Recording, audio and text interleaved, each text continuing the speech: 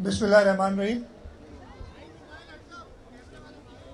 यहाँ बैठे हुए मेरे काबीना के रुफ़का, उसके अलावा डीपीडी और हमारे सारे पार्टनर्स जो इधर आए हैं, और ख़ास तौर पे जो हमारे पर्सन विद डिसेबिलिटीज़ हैं, बच्चे, उनके पेरेंट्स, आप सबको अस्सलाम वालेकुम और आप सबको जश्न आज़ादी मुबारक हो।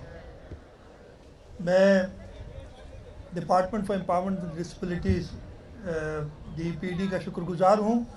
उन्होंने यौम आज़ादी के सिलसिले में जो हमारी सेलिब्रेशंस चल रही हैं हुकूमत सिंध की, उन सेलिब्रेशंस के हवाले से एक पहले प्रोग्राम किया था जब मैं अपने बच्चों के साथ कायद-ए-आज़म की मज़ार पे हाज़िरी दी थी, और आज इस मेले का एहतमाम किया है। मैं मेले में जो भी पार्टिसिपेंट्स हैं जिन्होंने स्टॉल्स लगाए हैं, उनका शुक्रगुज़ार हूँ कि आपने हुकूमत सिंध के साथ पार्टनर किया।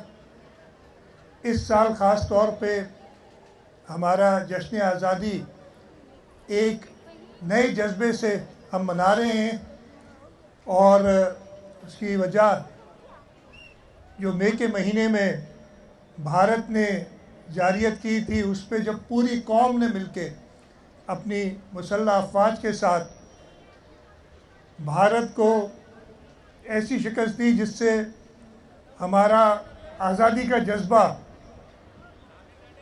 उभर के सामने आया, और इसी वजह से हमने ये इरादा फ़ैसला किया कि हम ये 14 दिन सेलिब्रेशंस करेंगे। आज उसका सेकंड लास्ट डे है। कल सुबह कायद-ए-आज़म की मज़ार पे हमारा रिवायती जो एक इवेंट होता है, जिसमें मैं काबीना के साथ और गवर्नर साहब के साथ जाके नेशनल फ्लैग अनवेल करता हूँ और कायद-ए-आज़म की मज़ार पे हाज़िरी दे के इस अहद की तजदीद करते हैं कि हम अपनी मुल्क की आज़ादी के लिए हर कुर्बानी देने के लिए तैयार हैं।